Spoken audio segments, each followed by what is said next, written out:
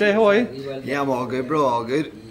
That's good to hear. Now, obviously, you've been out here a few days now. When did you get in? Yeah, we got in last week there, so we've been out here for a few days down in Boston, and now we're up here in New Hampshire, Manchester, and the weather's pretty the same as home, nice and nippy and cold, so enjoying it.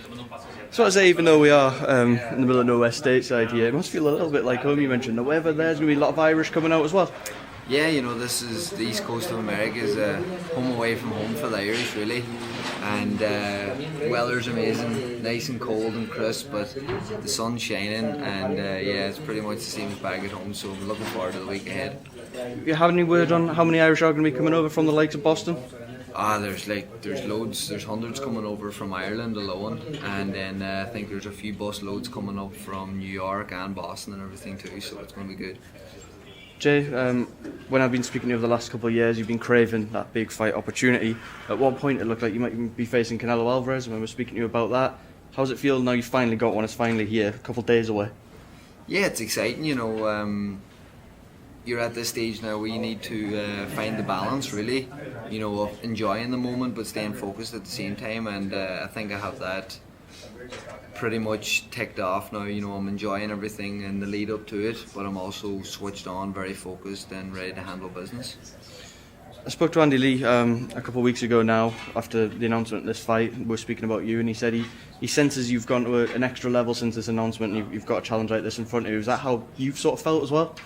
Yeah, I think that I'm that type of person, and you know, whenever a challenge arises like this here, you up your game, and if you can't up your game and if you can't improve in different ways and get even more excited about a fight when you're fighting for the world title, then I think you're in the wrong sport. So for me, I've really seen a massive improvement in a lot of things that I do, so yeah, I'm excited.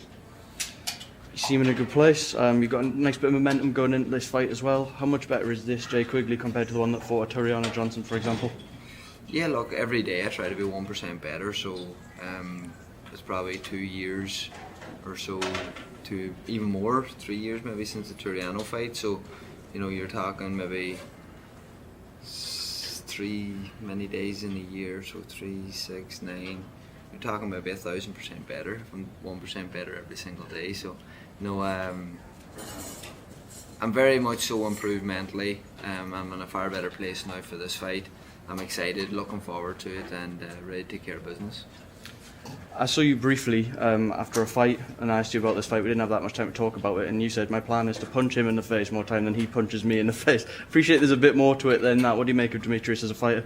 He's a great fighter. Look, he's a 2-weight world champion. He's a former world amateur champion as well.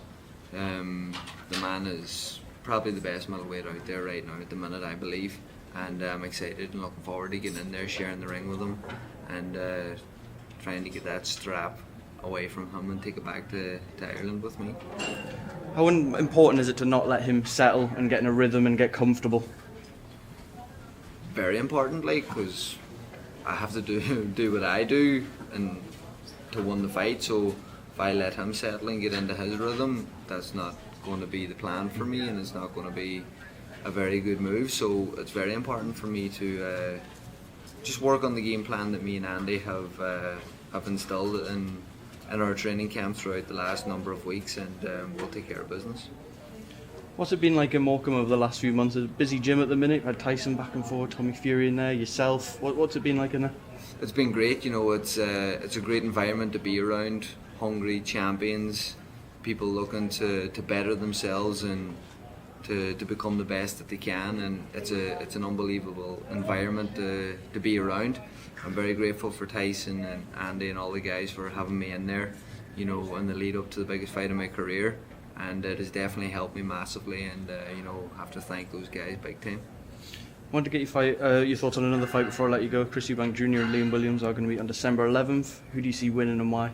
That's a very interesting fight. You know, I think if Chris boxes the way that he's kind of going now, you know, he's not as aggressive as he used to be. He's not as high tempo as he used to be. If he does that, I can see Liam Williams beating him. But if Chris and Liam meet head on, I think it's going to be one hell of a fight, and it could go any way. Jay, I'm going to leave the final word to you. All the work's been done, all the Jolene challenges out the way, all be worth it Friday night. Yeah, 100%. I'm here to become world champion. That's what I plan on doing Friday night. Jay, thank you as always for being a Boxing Social. Thank you. Cheers, lad. Thanks very much.